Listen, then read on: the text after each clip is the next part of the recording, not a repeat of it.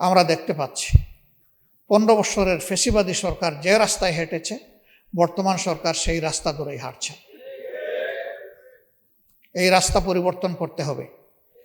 এই রাস্তা ফ্যাসিবাদের রাস্তা, এই রাস্তা আয়নাগরের রাস্তা, এই রাস্তা অসংখ্য মানুষকে বিনা বিচারে খুন করার রাস্তা, এই রাস্তা শাপলা চত্বরে আলিম উলামার উপর হায়নার মতো ঝাঁপিয়ে পড়ার রাস্তা। এই রাস্তা বাংলাদেশের মানুষ এই রাস্তায় কাউকে চলতে দেবে না। সুতরাং বিরত আছি। এই সেমিনারে আমাকে হাজির হওয়ার জন্য আহ্বান যারা জানিয়েছেন, সুযোগ করে দিয়েছেন, তাদের ধরে এবং সর্বোপরি কৃতজ্ঞতা আদায় করছি মহান আল্লাহ তাআলার দরবারে, যিনি আপনাদের সামনে আমাকে দাঁড়ানোর তৌফিক দান করেছেন। আলহামদুলিল্লাহ। প্রিয় সম্মানিত সুধী মণ্ডলী, বাংলাদেশ পৃথিবীর 8ম জনবহুল দেশ। বাংলাদেশের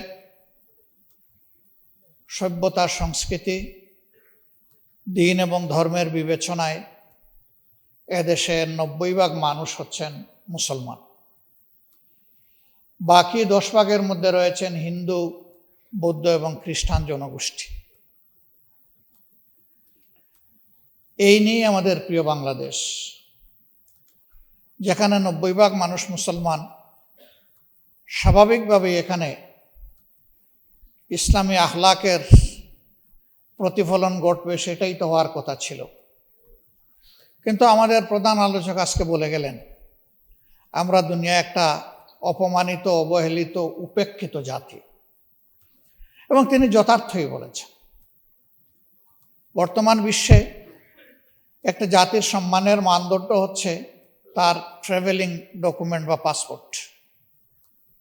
যে দেশের পাসপোর্ট যত বেশি শক্তিশালী ধরে নেওয়া হয়, সেই দেশের মানুষ ততটাই সভ্য এবং মানবিক। দুনিয়া এখন সবচেয়ে শক্তিশালী দেশ এই বিবেচনায় হচ্ছে আমাদের অতি নিকটের একটি দেশ, ছোট্ট একটি দেশ, যেটা সিটি স্টেট, নগর রাষ্ট্র। আমাদের 1-1.5টা উপজেলার মতো যার আয়তন, সিঙ্গাপুর। আর আমাদের তালিকা না বললেই ভালো, খুবই হতাশাজনক। এর কোনো সম্মান, উনি তো গ্রিন পাসপোর্টের কথা বলেছেন, আমি লাল পাসপোর্টের ক্ষেত্রেও তার ব্যতিক্রম দেখতে পাচ্ছি। আমি নিজেই ভুক্তভোগী। কার জন্য? নিশ্চয়ই আমাদের চারিত্রিক বৈশিষ্ট্যের জন্য। 55 বছরে দেশটি স্বাধীন হওয়ার পরে আস্তে আস্তে তো আগাবে, কিন্তু আমরা গিয়ে দাঁড়ালাম কোথায়? এই কিছুদিন আগেও এ দেশের যিনি দুর্দান্ত শাসক ছিলেন, তিনি নিজে পালিয়ে গেলেন। তিনি নিজে পালাবার আগে পরিবারের সকল আত্মীয় স্বজনকে পালানোর সুযোগ করে দিলেন। এবং তিনি যখন পালিয়ে গেলেন, এত দুর্ভাগা জাতি, জাতীয় মসজিদের খতিব পর্যন্ত পালিয়ে গেল। তার মন্ত্রী পরিষদের সদস্যরা খালে বিলে পালানোর চেষ্টা করলেন। দুনিয়ায় মানুষের আশ্রয়ের 2টি জায়গা, অসুস্থ হলে হাসপাতাল, নির্যাতিত হলে বিচার বিভাগ। সেই বিচার বিভাগের সর্বোচ্চ স্তর হচ্ছে আপিলেট ডিভিশন। সেই ডিভিশনের একজন বিচারপতি পালাতে গিয়ে কলাপাতার উপরে ঘুমালেন। 90% মুসলমানের দেশে অমানবিকভাবে আয়নাগর তৈরি করা হলো। জুলাই জাদুঘর, স্মৃতি জাদুঘর যারা দেখেছেন তারা তার দামি রূপটা দেখতে পাবেন। বাস্তব রূপ ছিল তার চাইতেও কঠিন। কবরের সাইজের একটা ঘর, সেই ঘরের মধ্যে তার ঘুমানো, শোয়া, বসা, নামাজ আদায় করা, গোসল, খাওয়া, সব কিছু, পেশাব পায়খানা ওইখানেই। এখান থেকে কাউকে বের হতে দেওয়া হতো না। এখানে তার দামি কিছু প্রেজেন্টেশন রাখা হয়েছে। আমি মনে করি যারা সচেতন নাগরিক তাদের প্রত্যেকের এই জাদুঘর ভিজিট করা উচিত। কিন্তু দুর্ভাগ্য, অন্তর্বর্তীকালীন সরকারের সময় জাতির দুঃখের ঘটনাগুলাকে এখানে তুলে ধরা হয়েছে। বিশেষ একটি দেশকে, রাষ্ট্রকে খুশি করার জন্য তার অনেক উপাদান এখান থেকে গায়েব করে দেওয়া হয়েছে। এখানে 47 সাল বা 46 সাল থেকে শুরু করে অনেকগুলা রাজনৈতিক সাংস্কৃতিক পরিবর্তনের যারা পুরোদা ব্যক্তিত্ব ছিলেন তাদেরকে তুলে আনা হয়েছিল। এর অনেক কিছু এখন গায়েব করে ফেলা হয়েছে নির্বাচিত সরকারের হাতে যখন আসছে। অনেক নির্যাতিত মানুষ, তাদের স্মৃতিচিহ্ন ছবিগুলো ওখানে ছিল। একটি নির্দিষ্ট দলের লোকদের স্মৃতি রেখে বাকিগুলা গায়েব করে ফেলা হয়েছে। আপনারা সেই সময় ইসলামী ছাত্র শিবিরের কেন্দ্রীয় সভাপতি দেলোয়ার হোসেনের কথা জানেন, যে প্রায় 200 দিন যাকে রিমান্ডে নেওয়া হয়েছিল, তারপর কি না অত্যাচার করা হয়েছে। আমাদের প্রয়াত প্রধানমন্ত্রী বেগম খালেদা জিয়া তার নাম নিয়ে আক্ষেপ করেছিলেন, তার একটা স্মৃতি ছিল, এটা গায়েব করে ফেলা হয়েছে। সীমান্তে ফেলানিকে অমানবিকভাবে ঝুলিয়ে হত্যা করা হয়েছিল, ওই স্মৃতিটা গায়েব করে ফেলা হয়েছে। এটি ভালো লক্ষণ নয়। ক্ষমতায় যারা আসে আইসেই বলে ইতিহাস বিকৃতি করা হয়েছে, কিন্তু এ পর্যন্ত বাংলাদেশের ইতিহাস বলে সবাই ইতিহাস বিকৃতির নায়ক ছিল। এই অপকর্ম থেকে কেউ বের হতে পারেনি। একটা মুসলমানের দেশে চিন্তা করা যায় যে মানুষকে ধরে নিয়ে গায়েব করা হবে বছরের পর বছর, তিনি নিজেও জানবেন না কোথায় আছেন, আপনজন জানবেন না তিনি বেঁচে আছেন কিনা। সেই কাণ্ড কারখানা এই দেশে করা হয়েছে। এরা এতটাই অপরাধী ছিল যে দেশের বুকে তারা স্থির থাকার সাহস করতে পারেনি। এই জন্যই তো তারা পালিয়ে গেছে। আর দুনিয়ার ইতিহাস বলে একবার যারা অপকর্মের দায় নিয়ে পালিয়ে যায় তারা আর ফিরে আসতে পারে না। কোনো ইতিহাস নাই। বাংলাদেশে এখন সেই ন্যারেটিভ তৈরি করার জন্য পরিকল্পিতভাবে ফ্যাসিস্টদের যারা দূষক তারা এখন নেমে পড়েছে। আমরা তাদেরকে বলি, 24-এ যে মানুষগুলো জেগে উঠেছিল তারা সবাই মারা যায়নি, তারা ঘুমিয়ে পড়েনি, তারা সজাগ দৃষ্টিতে সব কিছু প্রত্যক্ষ করছে।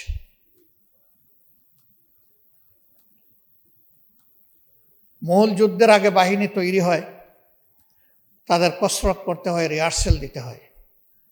এরা যেন 24-কে ফাইনাল যুদ্ধ মনে না করে, এটা ছিল ফাইনাল যুদ্ধের রিহার্সাল। কারণ 24-এর পরে আমরা মনে করেছিলাম ফেসিবাদের যে পঙ্কিলতা, যে ময়লা, যে আবর্জনা যুগ যুগ ধরে তৈরি হয়েছিল তা এখন পরিষ্কার হয়ে যাবে। কিন্তু আমরা কি দেখতে পাচ্ছি? আসলেই কি কিছু পরিষ্কার হয়েছে? বরঞ্চ আবর্জনার কলেবর আরো বৃদ্ধি পাচ্ছে। ফেসিবাদ কোনো নির্দিষ্ট দলের সাথে যায় না। ফেসিবাদ একটা সংক্রামক ব্যাধি, এটা এক জায়গা থেকে আরেক জায়গায় সংক্রমিত হয়। এই ভাইরাস যার উপরেই ভর করবে সেই ফেসিবাদ। নির্দিষ্ট কোনো দল এর জন্য মার্কা মারা হবে না। আমরা অবাক বিস্ময়ে দেখলাম 15.5 বছর সবাই যারা আমরা নির্যাতিত ছিলাম তারাই বর্তমান পার্লামেন্টে এখন আছে। একটা অংশ সরকারি দলে, আরেকটা অংশ বিরোধী দলে। একটা দেশ পরিচালনার দায়িত্ব সরকারের, বিরোধী দলের নয়। বিরোধী দলের দায়িত্ব হচ্ছে সরকার ভালো করলে তাকে সহযোগিতা করা, সমর্থন করা। আর সরকার যদি কোনো অন্যায় করে, জনগণের কোনো অধিকার হরণ করে, অথবা যদি খারাপ পথে হাঁটে তাহলে সরকারকে বাধা দেওয়া, প্রতিবাদ করা। আমরা দেখতে পাচ্ছি 15 বছরের ফেসিবাদী সরকার যে রাস্তায় হেঁটেছে, বর্তমান সরকার সেই রাস্তা ধরেই হাঁটছে। এই রাস্তা পরিবর্তন করতে হবে।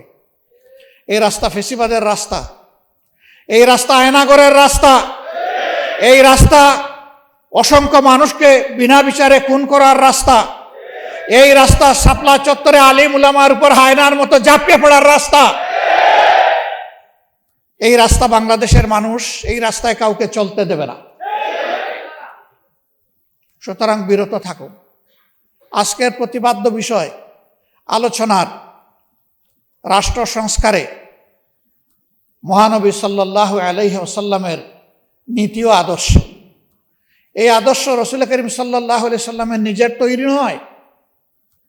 এই আদর্শ সিলেক্ট করে দিয়েছেন, তৈরি করে দিয়েছেন স্বয়ং আমাদের স্রষ্টা আল্লাহ রাব্বুল আলামিন।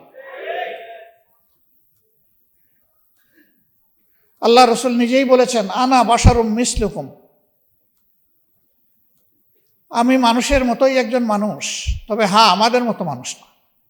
উনি সকলের মধ্যে শ্রেষ্ঠ মানুষ। তফাৎ কি? তফাৎ হচ্ছে আমার কাছে ওহী আসে আর তোমাদের কাছে আসে না। আল্লাহ যা আমাকে হুকুম করেন আমি তাই মানি, এর বাইরে আমি কিছু করি না। অতএব হেরা গুহার প্রথম দিনের দাওয়াত বুকে নিয়ে ওহীর সেই অংশটা, সূরা আল আলাকের এই অংশটা বুকে ধারণ করে তিনি যে ওই হেরা গুহা থেকে জবলে নূরে নেমে এসেছিলেন, ইন্তেকালের আগে তার প্রিয় গুহায় আরেকটি বার তিনি ফিরে যেতে পারেন নাই। কেন পারেন নাই? তখন থেকে তার উপর একটার পর একটা আল্লাহ তাআলার পক্ষ থেকে দায়িত্ব আসতে থাকলো। তিনি কিভাবে এই সমাজকে বদলাবেন। কোন সমাজ? যেই সমাজটি মানুষকে মানুষের স্তরে রাখে নাই, পশুর চাইতে আরো নিকৃষ্ট স্তরে নিয়ে গিয়েছিল। দুনিয়ার পবিত্রতম জায়গা খানায়ে কাবা, যেটাকে বায়তুল আতিক বলা হয়েছে, আল্লাহর জন্য নির্ধারিত সর্বপ্রাচীন ঘর, এই গড়টাকেও তারা অপমানিত করেছে। উলঙ্গ মানুষ, নারী পুরুষ ঘোরাফেরা করত, আর সেইটাকে আবার ইবাদতের নামে চালিয়েও দিত। মূর্তি দিয়ে ঠাসা ঠাসা করে রেখেছিল। তাওহীদের আওয়াজ সেখানে বুলন্দ করার পরিবেশ ছিল না, শেষ করে দেওয়া হয়েছে। নারী জাতিকে মানুষ গণ্য করা হতো না। যারা কালো তাদের কোনো মর্যাদা ছিল না। যারা দাস তাদেরকে পশুর চাইতে আরো নিকৃষ্ট স্তরে বিবেচনা করা হতো। মদ জুয়া সেই সমাজের অঙ্গের ভূষণ ছিল। নিরাপত্তা বলে কোনো জিনিস ছিল না। মানুষের রক্ত সেখানে মানুষের জন্য হালাল ছিল। যার গায়ে বল আছে সে দুর্বলের উপর যে কোনো সময় ঝাঁপিয়ে পড়তে পারবে, কোনো বাধা নাই।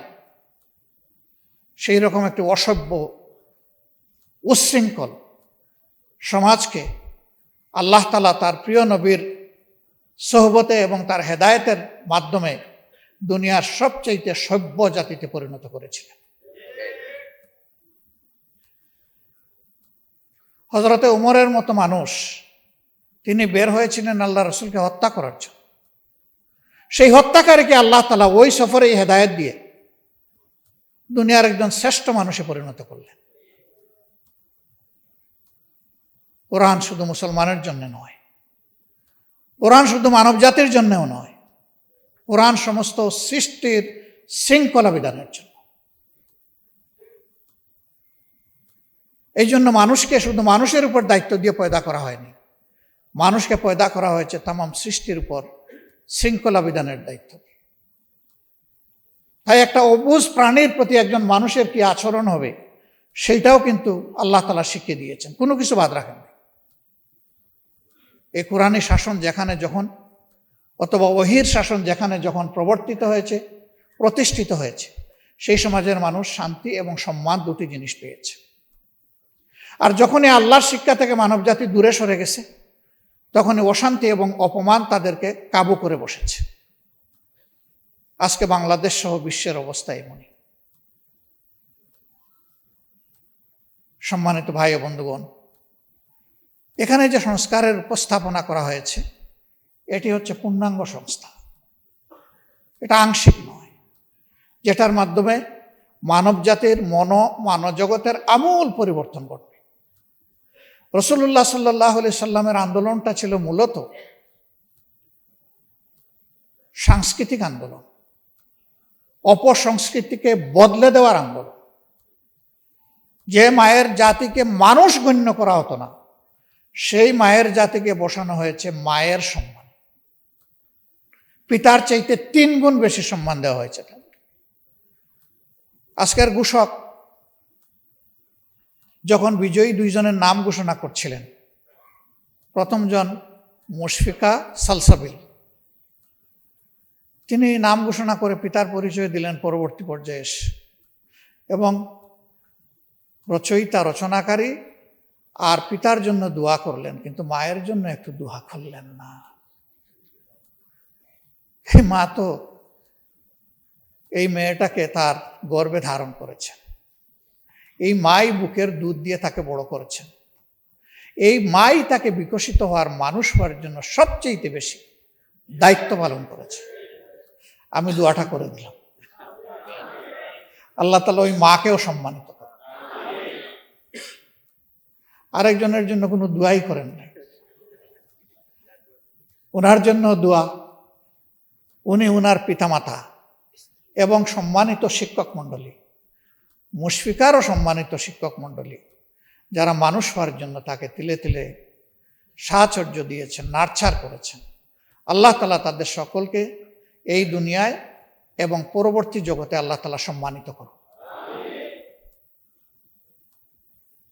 বলছিলাম যে সেই সমাজ ছিল দুনিয়ার সবচেয়ে বর্বর সমাজ। সেই সমাজেই নবী পাক সাল্লাল্লাহু আলাইহি সাল্লাম এসেছিলেন। সমাজের মানুষ কি আচরণ করলো তার সাথে? এত বড় একটা নিয়ামত তারা পেল, জানলো, বুঝলো, তারপরে তার সাথে শত্রুতা করলো, ভয়ঙ্কর শত্রুতা। তাকে জেলে পুরেছে, শেষ পর্যন্ত তাকে হত্যা করারও সিদ্ধান্ত নিয়েছে। দফায় দফায় তার উপর শারীরিক আক্রমণ হয়েছে। আল্লাহ তাআলার ইচ্ছায়, নির্দেশে, ব্যবস্থাপনায় শেষ পর্যন্ত তিনি আপন জন্মভূমি ত্যাগ করলেন চোখের পানি ফেলে ফেলে। হায় মক্কা, হায় কাবা, তোমার সন্তানেরা আমাকে থাকতে দিল না বলেই তিনি মদিনায় প্রবেশ করেছিলেন। এই মজলুম মানুষটি আল্লাহ তাআলার সাহায্যে বিইজনিল্লাহ যখন মক্কায় ফিরে আসলেন, আল্লাহ তাআলা তাকে বিজয়ীর বেশে ফিরে আনলেন। তিনি বিজয়ী সমরনায়ক হিসাবে ফিরে আসলেন, যিনি আল্লাহর ইচ্ছায় তার শত্রুদের চোখে ধুলা দিয়ে, ফাঁকি দিয়ে মক্কা থেকে মদিনায় হিজরত করেছিলেন। এমনকি রাস্তায় বিশ্রাম নিতে গিয়ে গুহায় আশ্রয় নিতে হয়েছিল। আর সেই গুহার একেবারে তলা পর্যন্ত না হলেও মুখ পর্যন্ত পৌঁছে গেছিল তার খুনিরা, হত্যাকারীরা। তার সঙ্গী, সেই কঠিন সময়ের সঙ্গী, প্রিয় বন্ধু এবং পরবর্তী পর্যায়ে শ্বশুর হযরত আবু বকর সিদ্দিক রাদিয়াল্লাহু তাআলা আনহু কেঁপে উঠলেন, চোখ ছলছল করে উঠল। জিজ্ঞেস করলেন, কি হয়েছে? তিনি বললেন, ভয় পাচ্ছি। কেন ভয় পাচ্ছ? শত্রুদের পা দেখা যাচ্ছে। হে আল্লাহ রাসূল, আমি আমার জীবনের জন্য নয়, আল্লাহর নবীর জীবনের জন্য ভয় পাচ্ছি। রাসূল করিম সাল্লাল্লাহু আলাইহি সাল্লাম শান্ত, সৌম্য, দৃঢ় মানসিকতা নিয়ে মিষ্টি হেসে বললেন, আবু বকর, সেই 2 ব্যক্তি সম্পর্কে তোমার কি ধারণা যে 2 জনের সাথে স্বয়ং আল্লাহ আছেন?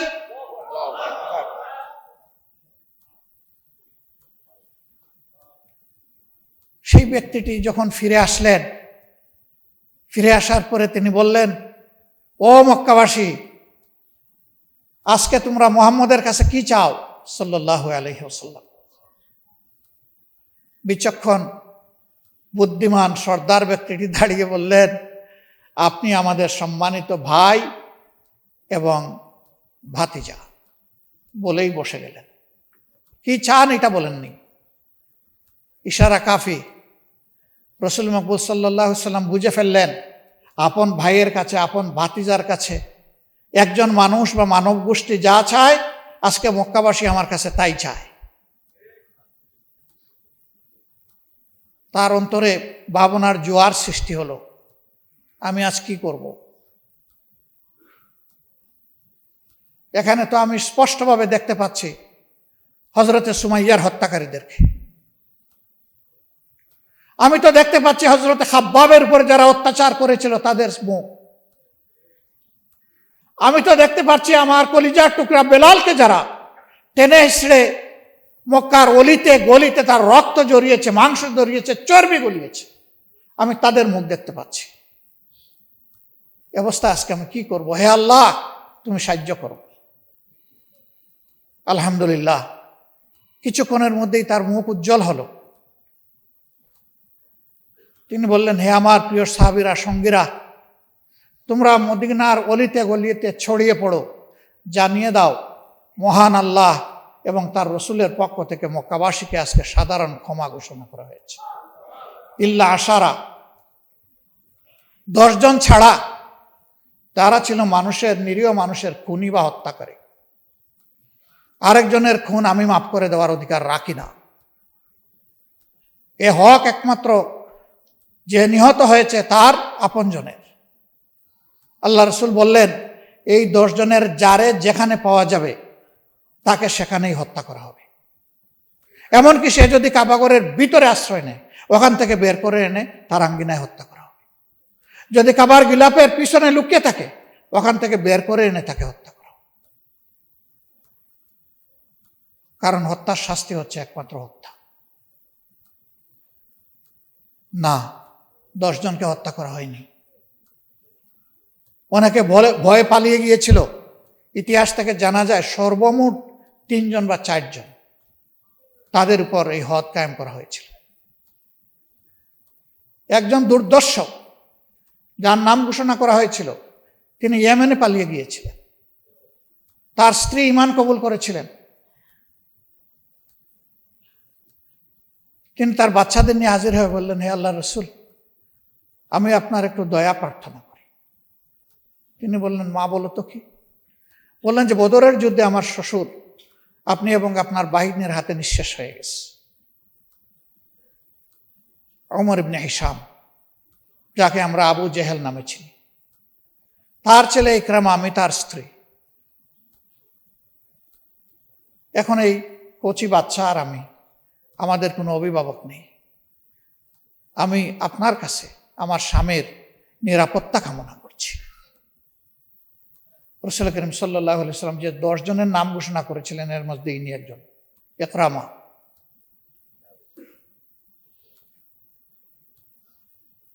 আল্লাহ রসুল কিছু সময় নিয়ে বললেন, একজন মা হিসাবে তোমাকে সম্মান করলাম এবং তোমার অনুরোধ মঞ্জুর করলাম। ইকরামাকে ক্ষমা করে দেওয়া হলো। স্ত্রী গেলেন তাকে নিয়ে আসতে, বলে আমি যাব না। কেন যাব না? মুহাম্মদ সাল্লাল্লাহু আলাইহি ওয়াসাল্লাম তো নিরাপত্তা দিয়েছেন। তুমি পাগল? আমাকে পাইলে মুহাম্মদ রাখবে? টুকরা টুকরা করে যাও। স্ত্রী তখন শক্ত হয়ে বলল, অসম্ভব, তোমরা মুহাম্মদের নামে অনেক কিছু বলেছো সাল্লাল্লাহু আলাইহি ওয়াসাল্লাম, কিন্তু তোমরা বলতে পারোনি জীবনে কখনো তিনি মিথ্যা কথা বলেছেন। তোমরা বলতে পারোনি কারোর সাথে ওয়াদা দিয়ে তার বরখেলাফ করেছেন। আমার নিজের কানে আমি তার সেই ওয়াদার কথা শুনেছি। তোমাকে আমার সাথে যেতেই হবে, আর যদি তুমি না যাও তাইলে তোমার আমার সম্পর্ক এখানে এসপার ওসপার। স্ত্রীর দৃঢ়তায় স্বামী ফিরে আসলেন। এসে তিনি ঈমানও কবুল করলেন, বায়াতও নিলেন।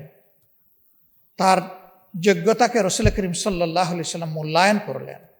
কাতেবে ওহী হিসাবে তিনি নিযুক্ত হলেন। হাদিসের নির্ভরযোগ্য সাহাবী হওয়ার সৌভাগ্য অর্জন করলেন। যুদ্ধের ময়দানে অস্ত্র হাতে নিয়ে অংশগ্রহণ করলেন। যুদ্ধের ময়দানে সেনাপতি হিসাবে যুদ্ধের ঝান্ডা ধারণ করলেন, আর সেই অবস্থায় তিনি শাহাদাত বরণ করলেন। ইসলাম মহত্বের ধর্ম, সমন্বয়ের ধর্ম, ইসলাম ঐক্যের ধর্ম। যারা ইসলামের বিরুদ্ধে প্রপাগান্ডা করে তারা মিথ্যা বলে। ইসলাম ছাড়া দুনিয়ায়, আধুনিক দুনিয়ায় কোনো আদর্শ মানুষকে শান্তি দিয়েছে এর কোনো প্রমাণ কেউ দিতে পারবে না। বরঞ্চ সর্বত্র দুর্বলের উপর সবলের অত্যাচার দিন দিন বেড়েই চলছে। এটাই দুনিয়ার বাস্তবতা। এই বিশ্বকে যদি শান্তির দিকে ফিরিয়ে আনতে হয়, তাহলে ওই সংস্কারটা লাগবে, যেই সংস্কার আল্লাহ তাআলা তার প্রিয় নবী মুহাম্মদুর রাসূলুল্লাহ সাল্লাল্লাহু আলাইহি সাল্লামের মাধ্যমে মানব সভ্যতায় করেছিলেন। আমরা ওই সংস্কারের জন্য তৈরি হচ্ছি। আমাদের ঈমান দুর্বল হতে পারে, আমাদের প্রস্তুতির ঘাটতি থাকতে পারে, আমরা স্বয়ং দুর্বল হতে পারি, কিন্তু যার হাতে সমস্ত কুদরত কুওয়াত তিনি দুর্বল নন। ইন্নাহু আলা কুল্লি শাইইন কাদির। আমরা সেই মহান কুদরতের উপর ভরসা রাখি, আমরা মুতাওয়াক্কিল। যেমন আফম খালেদ হুসাইন সাহেব বলে গেলেন যে তিনি আস্থাশীল, এই সমাজ বদলাবে। আমিও তার সাথে একাত্মতা ঘোষণা করে বলছি, আমরা গভীরভাবে আস্থাশীল, এ সমাজ বদলাবে ইনশাআল্লাহ। এখন আমাকে নিয়ে না আমাকে বাদ দিয়ে, সেটা হচ্ছে প্রশ্ন। যদি এই পরিবর্তনের অংশীদার আমরা সবাই হতে পারি, আমরা সৌভাগ্যবান। আর যদি কেউ না হতে পারি, আমি দুর্ভাগ্যবান, কিন্তু সমাজ বদলাবে ইনশাআল্লাহ তাআলা। আমরা সেই লক্ষণ চতুর্দিকে দেখতে পাচ্ছি, সারা বিশ্বে আমরা দেখতে পাচ্ছি। যখন দুর্বলরা আল্লাহর উপর ভরসা করে দাঁড়িয়ে গেছে, আল্লাহর সাহায্য অবধারিত তাদের জন্য হয়ে গেছে। আমরা সেই আল্লাহর উপর ভরসা রাখি। সেই পরিবর্তনের জন্যই আসুন সবাই মিলে আমরা সমবেতভাবে প্রস্তুতি নেই একটা মানবিক সমাজ গড়ার জন্য, যেই সমাজে প্রত্যেকটি মানুষের মানবিক মর্যাদা প্রতিষ্ঠিত হবে, নারী পুরুষ নির্বিশেষে। মদিনার সনদের কথা আজকের আলোচনায় এসেছে। এর সাথে শোনায় সোহাগা হতো যদি বিদায় হজ্জের ভাষণের সারবস্তু এখানে সংযোজিত হতো। তবে যেহেতু সংস্কারের সাথে বিষয়টা রিলেট করে, এই জন্য সম্ভবত এটাকে হাইলাইট করা হয়েছে। যেখানে কালো আর দল, যেখানে আশরাফ আর আতরাফ, যেখানে আরব আর আজম, সব কিছুকে আল্লাহ রাসূল পায়ের তলায় ফেলে দিয়েছিলেন, সেই বিশ্বটাই আমরা দেখতে চাই। আল্লাহ তাআলা ওই বিশ্বটা আমাদেরকে দান করুন। এবং প্রিয় বাংলাদেশ, কোরআনের আলোকে আল্লাহ তাআলা রাঙিয়ে দিন, যেখানে দল মত জাতি ধর্ম নির্বিশেষে সমস্ত মানুষ শান্তি পাবে এবং নিশ্চিত নিরাপত্তা ভোগ করবে, যেখানে জাস্টিস সবার জন্য এবং সমান হবে, কারো জন্য এটি আর কারো জন্য ওটি হবে না, সবার জন্য সমান হবে। সেই দেশটাই আল্লাহর দরবারে আমরা, মহান আল্লাহর দরবারে আরজ করছি, আল্লাহ যেন আমাদেরকে সেই দেশটাই দান করেন। আজকের এই সেমিনারকে আল্লাহ কবুল করুন। আয়োজনে কোনো ভুল হলে আল্লাহ ক্ষমা করুন। যা কিছু মাবুদের দরবারে পছন্দ হয়েছে আল্লাহ তা কবুল করুন, বরকতময় করুন। আমাদের প্রত্যেকটি নেক পদক্ষেপকে আল্লাহ তাআলা তার সাহায্যের হাত বাড়িয়ে শক্তিশালী করে দিন। আমরা কোনো ভুল করলে আল্লাহ আমাদের ইসলাহ করে দিন। এবং মঞ্জিলে মকসিদে পৌঁছার পথে যত বাধা আসবে, এককভাবে শুধু আল্লাহ তাআলার উপর ভরসা করে সেই বাধাগুলা মাড়িয়ে যাওয়ার তৌফিক আল্লাহ তাআলা আমাদেরকে দান করুন। নাসরুম মিনাল্লাহি ওয়া ফাতহুন কারীব ওয়া বাশশিরিল মুমিনিন। আসসালামু আলাইকুম ওয়া রাহমাতুল্লাহি ওয়া বারাকাতুহু। অনেক অনেক ধন্যবাদ জানাচ্ছি মুহতারাম আমির জামাতকে। সম্মানিত